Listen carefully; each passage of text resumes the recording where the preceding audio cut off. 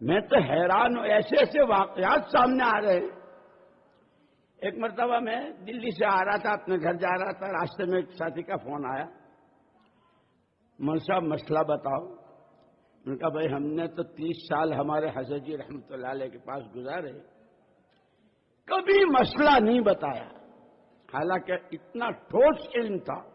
جب کبھی کسی نے مسئلہ پوچھا تو فرمایا بھائی ہمارے یہاں کے مفتی 2 ہیں، مولوی عبید اللہ ہے، مولوی اظہار صاحب ہیں، ان سے پوچھ لو۔ مسئلہ نہیں بتایا۔ میں بعد میں مسئلہ کہ اچھا سن تو لو، اچھا سنا دو۔ مول صاحب میں جب سے اس کام میں لگا ہوں الحمدللہ میری مسجد کا ہفتے واری عمومی گشت کبھی ناغا نہیں ہوا۔ کل مجھے ایک ضرورت سے بمبئی جانا تھا، تو میں نے سارے ٹائمنگ، جانے میں کتنا وقت لگے گا، وہاں کام میں کتنا لگے گا، واپس آ کر میں گشت میں شریک ہو سکوں گا، ساری ترتیب سے مجھے اطمینان ہوا کہ انشاءاللہ آ جاؤں گا۔ مقدر وہ سارا ہو گیا، واپسی میں جام ملا بہت زبردست۔ میں آیا تو گشت ہو چکا تھا۔ میرے گشت کی قضا کیسے کروں؟ یا اللہ، میں حیران رہ گیا۔ نماز کی، روزے کی اور زکوٰۃ کی قضا کے لوگوں نے بہت مسئلے پوچھے، گشت کی قضا پوچھ رہا۔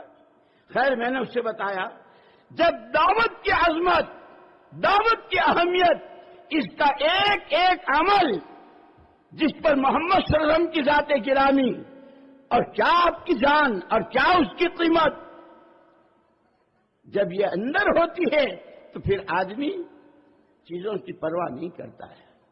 ہم تو معمولی بہانے میں مسجد کا گشت، سحر روزہ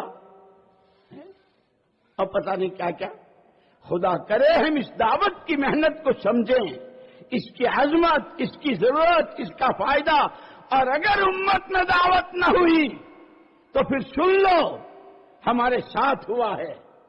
بیروت میں ہیں، گشت کے لیے نکلے ہیں، ایک جوان آتا ہے اور وہ کھلا ایک پمفلیٹ بکلیٹ چھوٹی سی، اور صاف جو کہا ادعوک الی النصرانیہ، ہم تمہیں نصرانیت کی دعوت دیتے ہیں۔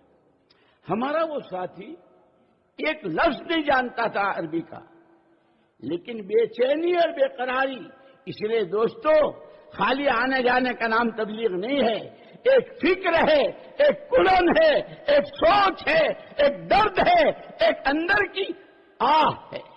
خدا ہمیں سمجھا دے۔ اس ساتھی نے اس کا بول لے لیا، وہ سنٹیکس لے لیا اس کے منہ سے، اور بہت تکلف ادعو کا الی الاسلام، اس نے یہ اتنا کہنا تھا کہ اس نے ہاتھ چھڑایا اور بھاگا۔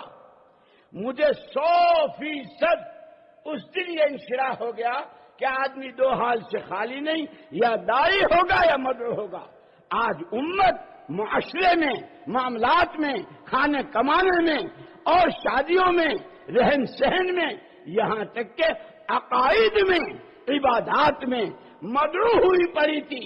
جس امت کا بچہ داعی تھا، جس امت کا بچہ نبی کا نائب تھا، جس امت کا بچہ خدا کا خلیفہ تھا، ہائے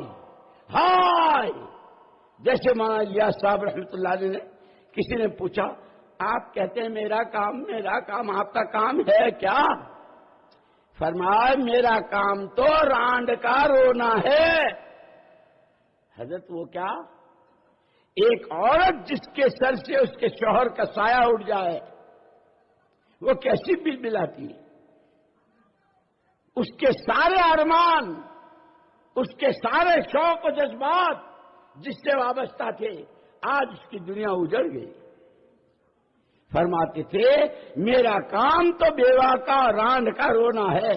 وہ امت جو رہتی دنیا تک کے ایک ایک فرد بشر کے لیے اللہ تک پہنچانے کا راستہ، اللہ تک پہنچنے کا راستہ، اللہ کو اپنا بنانے کا راستہ، نبی کا دامن تھموانے کا راستہ، نبی کی چال چلنے کا راستہ، نبی والی ترتیب پر جان و مال لگانے کا راستہ بتانے والی تھی، ہائے اس کے پیروں نیچے سے زمین نکل گئی۔ میرے دوستو، مسئلہ صرف بیان آ گئے، مجمع ہو گیا، تقریر ہو گئی، سن لی، دامن جھاڑ کے کھڑے ہو گئے، اتنا نہیں ہے۔